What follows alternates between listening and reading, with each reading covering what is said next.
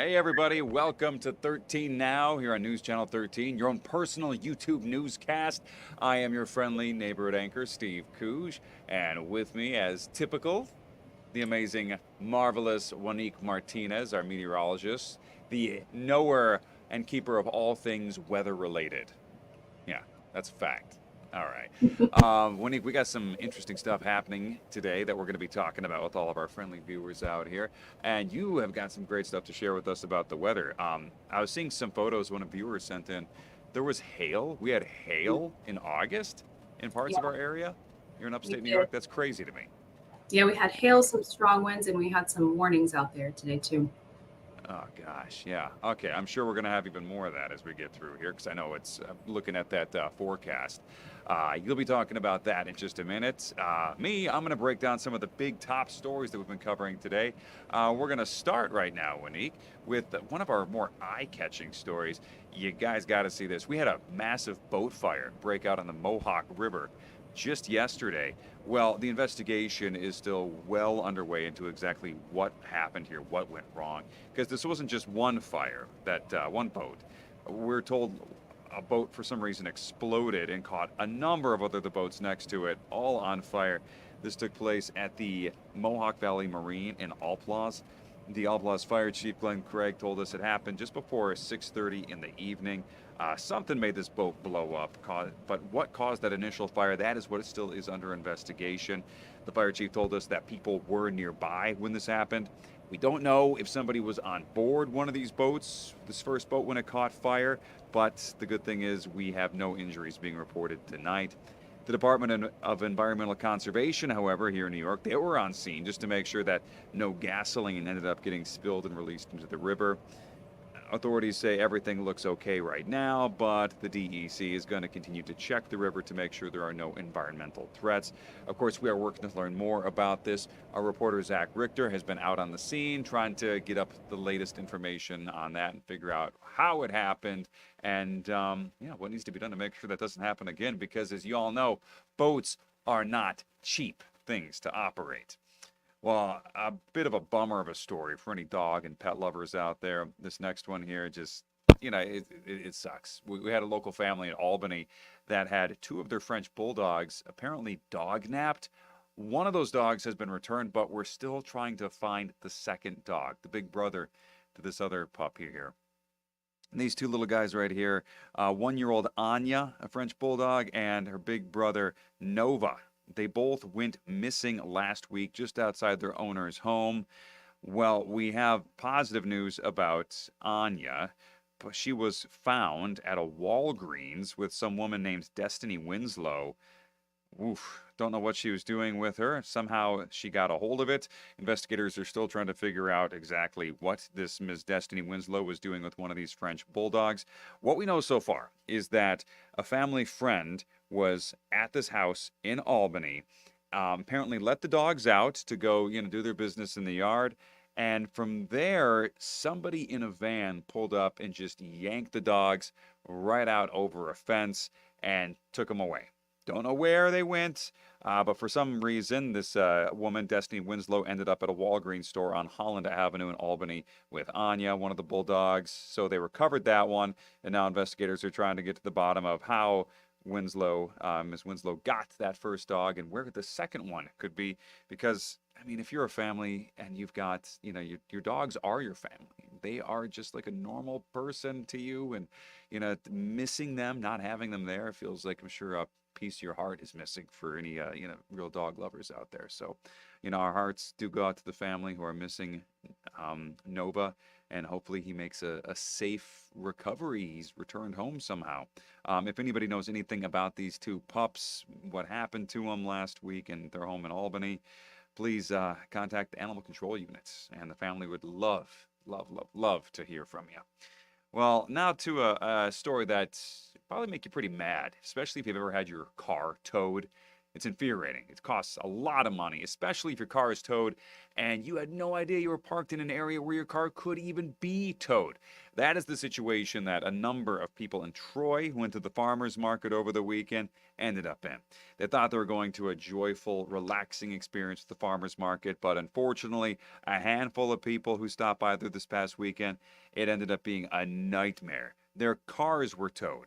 How did this happen? Well, there were no parking signs posted up in a certain parking lot. However, as it turns out, a lot of those signs were knocked down or blown away.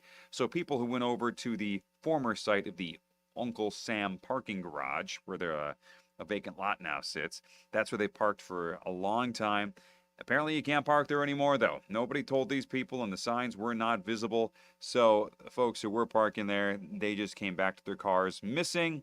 They ended up having to take Ubers, and then once they got to their car, they had to shell out $350 to get their cars out from the towing company. Nothing is fun and happy about that. It definitely ruins a day to the farmer's market. The property owners there out at that area where the cars were towed say there was plenty of signage. People should have seen it.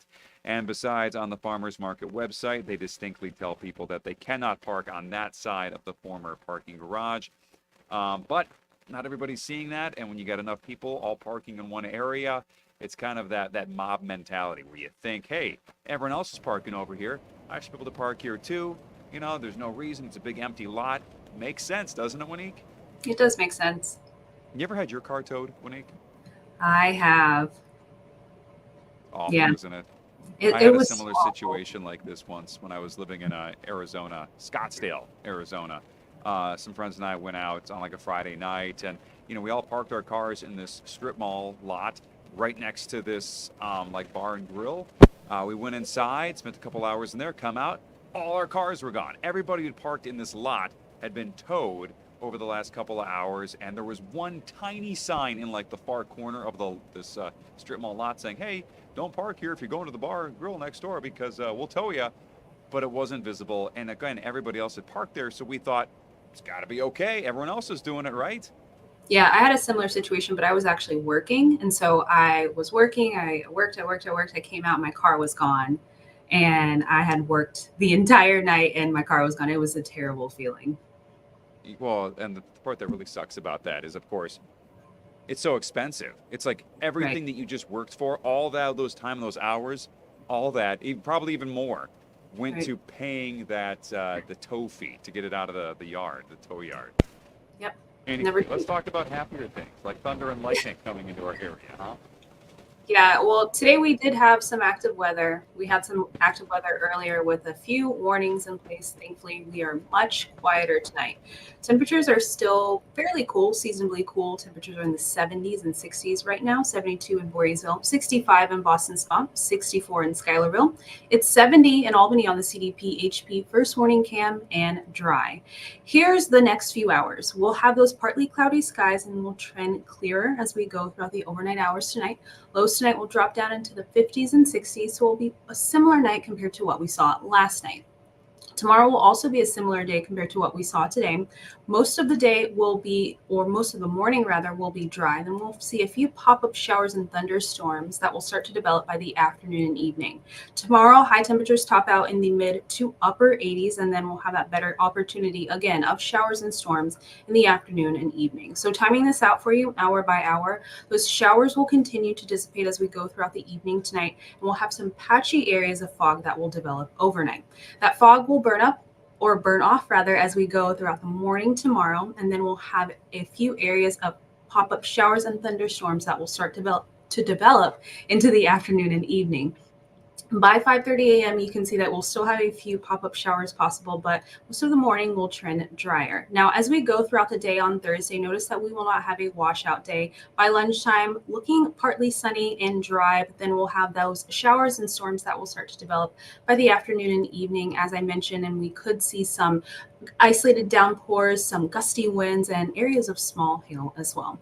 As we go throughout the day on Thursday, we'll continue to see those rounds of showers and storms, and then we'll trend drier throughout the evening and overnight hours. And then Friday will be a beautiful day. We're expecting dry conditions, but more humid conditions with temperatures in the 80s. Now, we do have our next hurricane that we are tracking. We have Hurricane Ernesto. That is a Category 1 hurricane, and this is expected to stay off of the coast. But we are tracking this system because if you have any outdoor beach plans this weekend, that could impact your weekend plans. Locally tonight, overnight lows drop down into the lower 60s. Those showers and storms will continue to wrap up. Tomorrow we'll have high temperatures in the 80s with a mixture of sunshine and clouds, and then we'll track that next opportunity of showers and storms. A look at your 7-day planner shows that we'll stay dry on Friday, mostly sunny with those temperatures slightly warmer in the mid 80s. Then we'll have an unsettled weekend on Saturday and Sunday, and that will linger as we start next week. All right, sounds really good. Well, Friday sounds good. Thursday, Saturday, Sunday, Monday, maybe not so great. So we'll keep an eye on all of that. So if you are watching, make sure you tune in because 20 is going to have the latest for you, especially what you need to know for the weekend. Probably a good idea for us to start figuring out ideas for things over the weekend. Bowling, maybe indoor gardening, all these different, Those come up also- with a better list and then get back to everybody on Friday. Sound good? Awesome. Well, thank you all for tuning in here at 13 Now. We're going to be back coming up here in about an hour on News Channel 13 at 11 p.m. Hopefully we all see you there. But, of course, if we don't, make it a great night. And thank you so much for giving us your time.